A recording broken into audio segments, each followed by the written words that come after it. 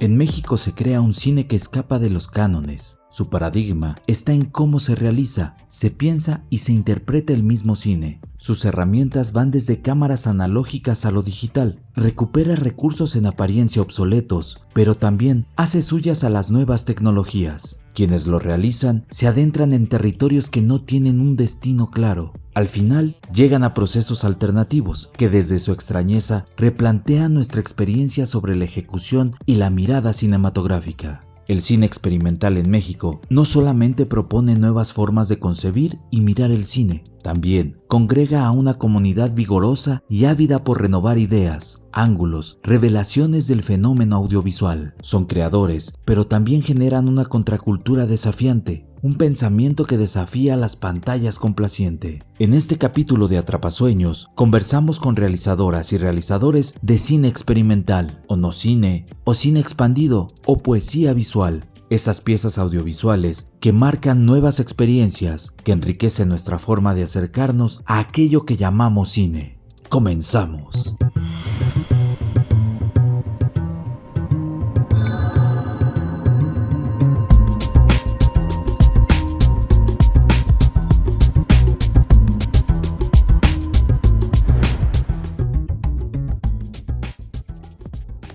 ¿Qué es el cine experimental? ¿Cómo podemos definirlo sino a través de gestos cinematográficos a lo largo del tiempo, como el automóvil gris de Enrique Rosas, con su paleta de colores y material de archivo, o la yuxtaposición de imágenes en La mancha de sangre de Adolfo Bess Maugard, o las provocaciones surrealistas de Luis Buñuel, o sus primeras manifestaciones abiertamente experimentales, como En el balcón vacío de Jomy García Ascot o Magueyes de Rubén Gámez? Estos pilares hicieron posible el arranque de una nueva forma de plantear el ejercicio audiovisual, alejado de los parámetros del cine comercial o industrial. En 1965 salió a la luz el concurso de cine experimental en México, donde resultó ganador el mediometraje La fórmula secreta de Rubén Gámez. Virginia Rico, gestora cultural pero también una apasionada historiadora del cine y del archivo audiovisual, ha estudiado con interés el inicio de estas formas insólitas de ejercer el ejercicio cinematográfico.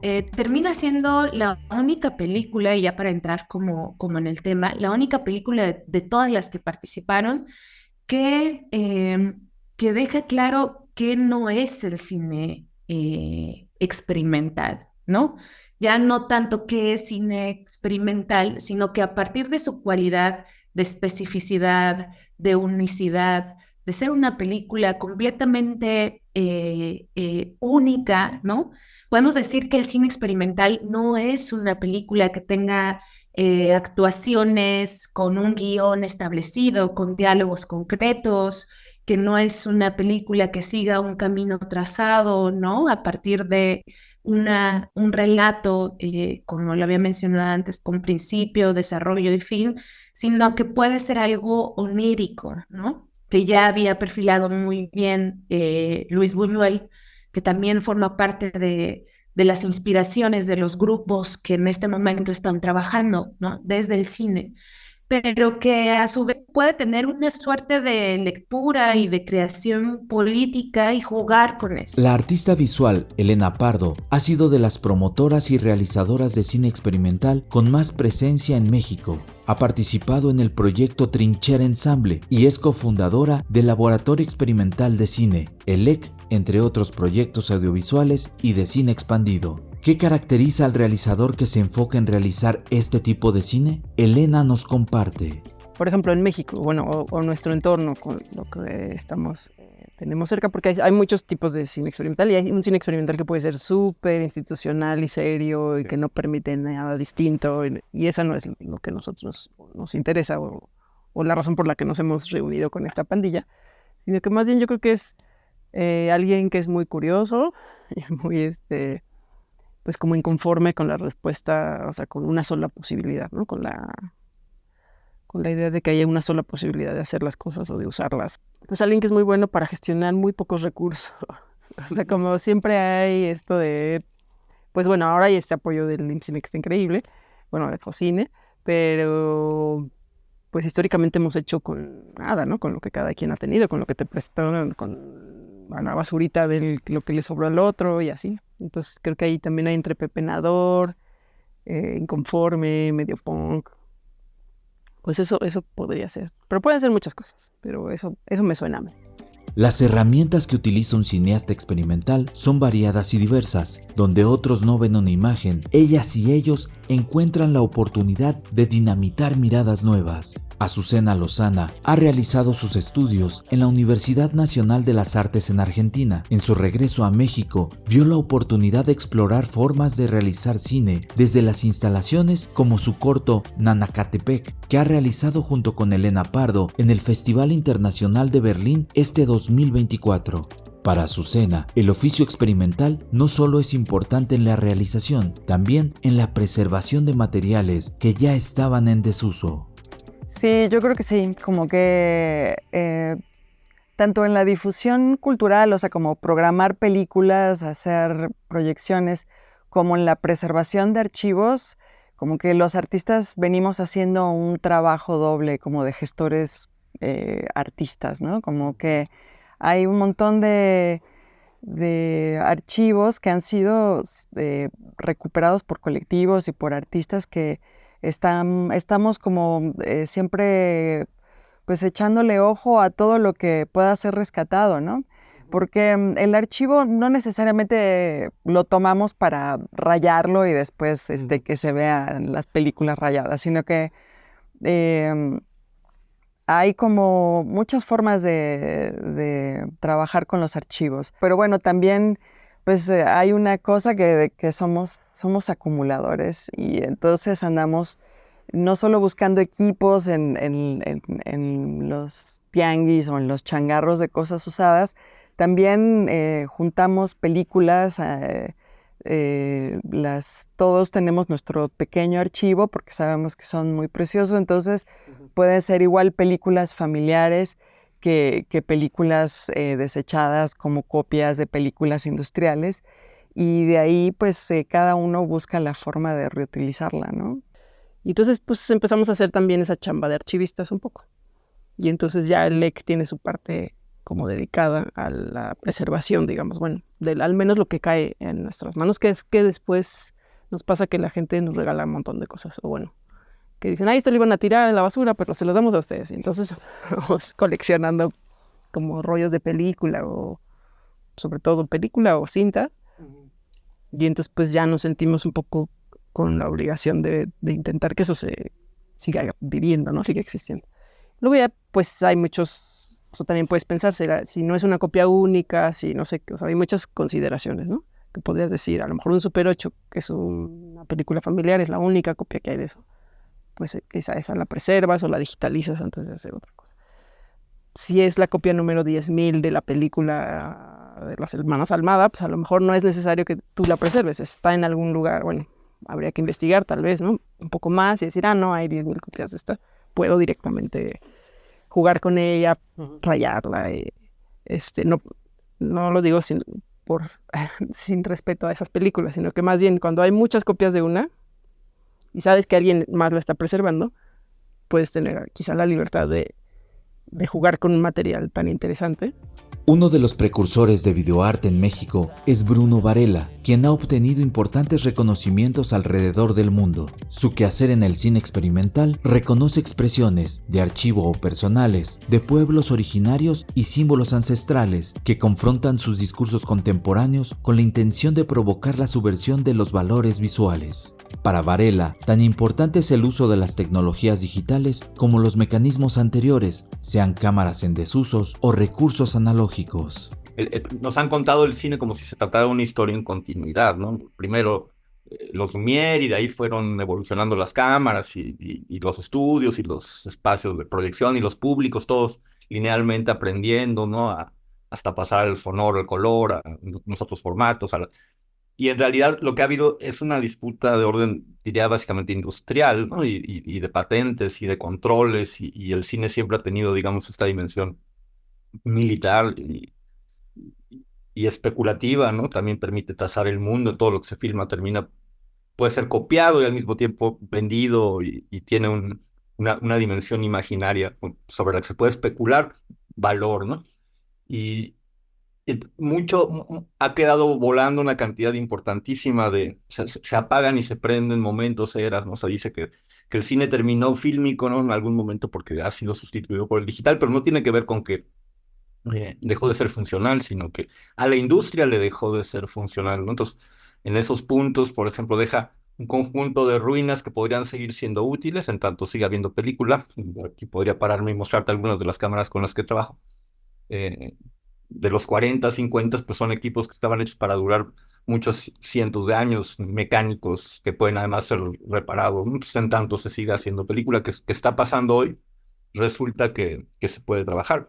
Y por otro lado, lo que sucedió que también me parece interesante que creo que es poco reflexionado, es que quedaron en el camino, obviamente muchas ruinas entre lo que fueron los viejos videoclubs, cantidades inmensas en las que se produjo, reprodujo y vendió imagen que después se volvió basura, digamos, para ciertos usuarios, los Super 8, como se fueron tirados así por las familias cuando no sabían qué hacer con los rollos y te ocupan un espacio, o con la colección de 200 VHS del tío que tiene ahí, cosas increíbles, pues, van tirándose a la basura. Entonces va quedando por ahí también entre los mercados de pulgas, ahora las vendes en internet, ¿no? Desde los últimos 15 años ha habido no pocos cineastas que se preocupan por retomar tecnologías cinematográficas que habíamos considerado obsoletas. 16 milímetros, 8 milímetros y Super 8 en producción y también en exhibición.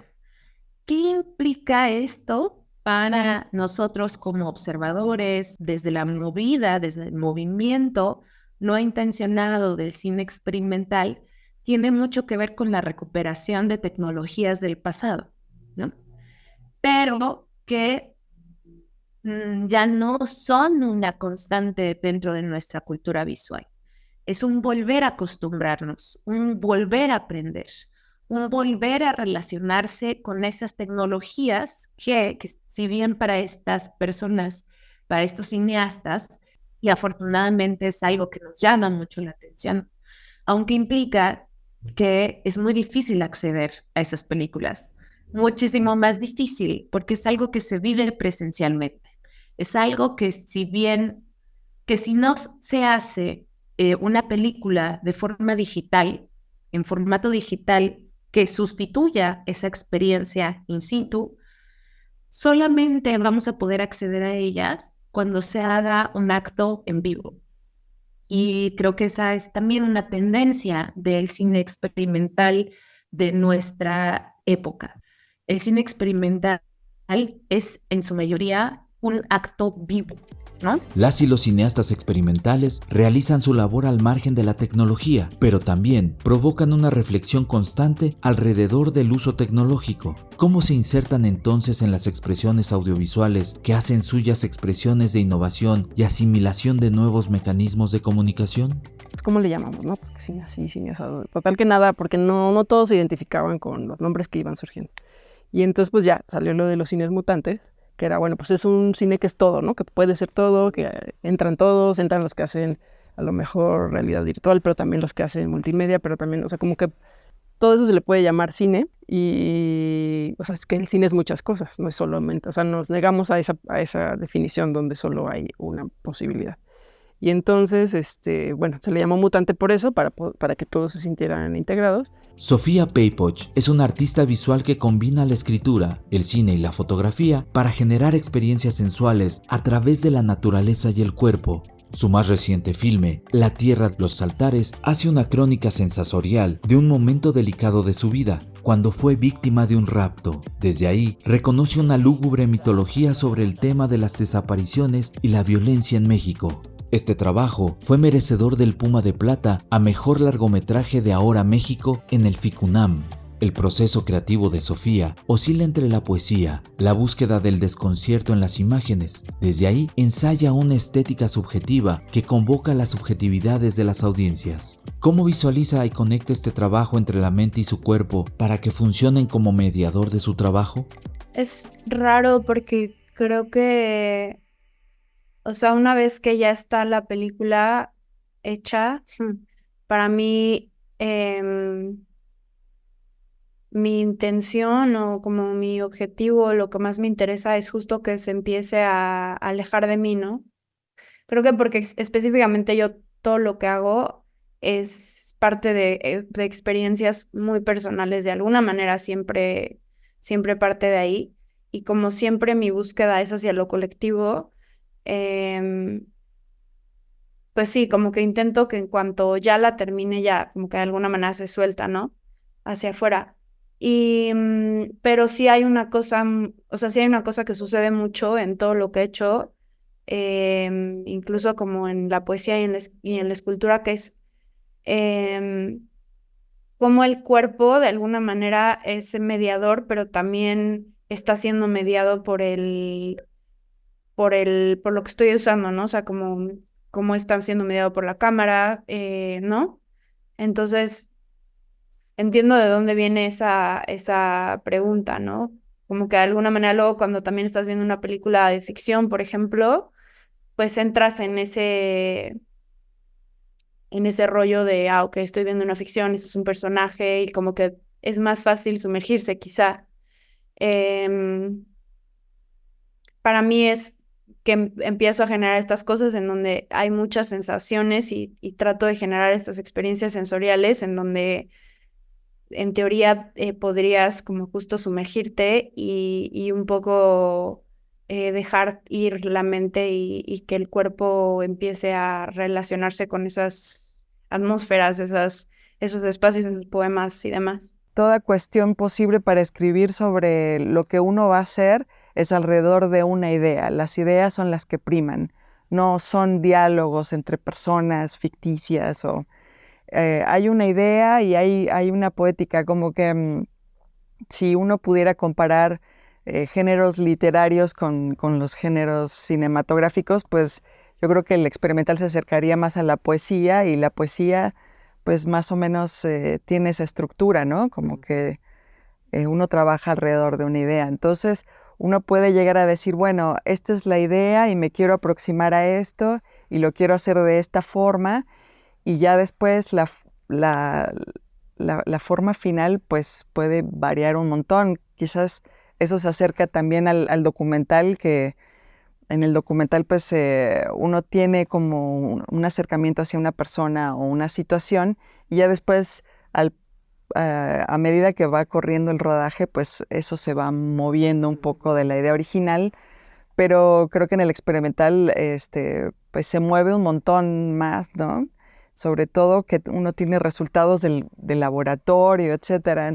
¿Cómo está situado el cine experimental mexicano en la actualidad? ¿Cómo dialoga con las nuevas tecnologías? ¿Cómo se puede promover con las complejidades conceptuales y de distribución que implica? Los espacios de exhibición como Ficunam, festivales de cine especializados o salas underground cubren las necesidades de expresión de este cine. Yo siento que Ficunam ya lo hace, ¿no? Yo siento que ya, o sea, es ese espacio en México para mí en donde ya se están validando diferentes narrativas y diferentes maneras de pensar el cine y diferentes formas también de hacerlo, pero yo siento que eso fue una manera como decir, ok, esto es igual de importante que la competencia internacional o que la competencia mexicana, ¿no?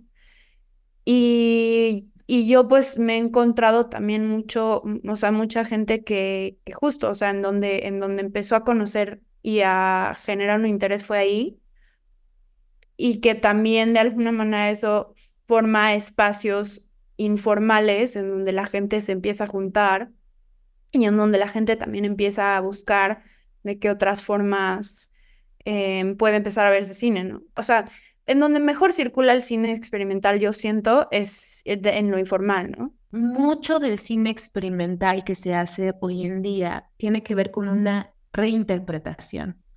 Incluso tiene que ver con una modificación que puede llegar a ser total, que pierde, que desvanece las cualidades primigenias de esas imágenes del pasado, en un sentido doble, en un sentido material, eh, explorando, rayando, deformando, eh, es, especializándose, prestando especial atención al deterioro, ¿no? Es decir, a cómo el paso del tiempo puede puede quedar evidente en las imágenes, ¿no? Y otro a través de nuevos sentidos, de nuevos relatos. Y ahí es cuando la experiencia de los cineastas queda como sobre la superficie. Importan las imágenes del pasado, sí, pero como un recurso visual, discursivo, narrativo, estético, al que le podemos perder el miedo, que podemos reinterpretar, que podemos resignificar, que podemos destruir. Como se han abaratado un montón de dispositivos, te puedes comprar cámaras de 2K, 4K por 800 pesos en Mercado Libre, que a lo mejor no te van a durar 50 años, pero sacas un proyecto perfectamente, o microscopios como estos, ¿no? Que en realidad es una cámara con una superamplificación por 300 pesos. Es decir, hacer hoy una película, o los escáneres estos, no sé, estoy abriendo ahí mis inquietudes, que son portátiles para documentos, ¿no? Podría salir a escanear el mundo, generar imágenes con las que posteriormente haces una película.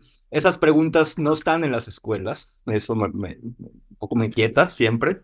Se sigue pensando que se tiene que tener una idea, escribir una idea, pasar por una carpeta, posteriormente pasar por un conjunto de vistos buenos, un financiamiento y ir con un equipo a buscar el mundo.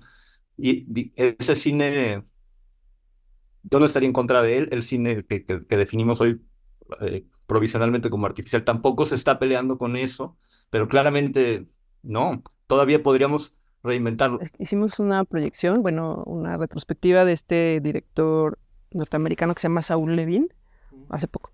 Vino él, y entonces en una de las pláticas al final de su proyección, alguien le preguntó del cine experimental y entonces como que él dijo algo muy lindo que es como una conversación, y que esa conversación depende de qué tan abierto y dispuesto estés tú a tener esa conversación con la película y con quien la hizo. Y que lo bueno o malo que sea la película dependerá de tu disposición a tener esa conversación, ¿no? O sea, como a lo mejor vas a ver una gran película o no. Entonces como que eso, que es mucha chamba también, pero creo que es como un juego. El cine experimental tiene otra cualidad inherente, que es la práctica independiente. Pero esto es algo bastante engañoso, porque hablar de cine independiente es hablar del cine más dependiente. Es el cine que depende de las amistades, es el cine que depende de los bolsillos de cineastas, es el cine que depende de las redes de apoyo de las personas, de las comunidades y colectivos a las que estos pertenecen. Entonces creo que tanto en el pasado como en el presente, como en el futuro, las colectividades van a seguir siendo parte elemental del cine experimental. Desmontaje, reapropiación de las imágenes, curiosidad, archivos, nuevas tecnologías. El cine experimental establece diálogos que rebasan el objetivo del cine industrial de contar historias. El cine experimental prefiere subvertir el imperativo narrativo y provocar estímulos sensoriales, emocionales que provienen de las imágenes hipnóticas que se suceden, flotan, subyacen o se interrumpen. El cine experimental hurga en los antiguos usos del filme y apela a hackear sus nuevas formas. Cine de la rebeldía o la perplejidad. El cine experimental crea nuevas formas de reconocer lo propio, lo colectivo, los sentidos o las ideas, desde una dinámica tan misteriosa como sugestiva.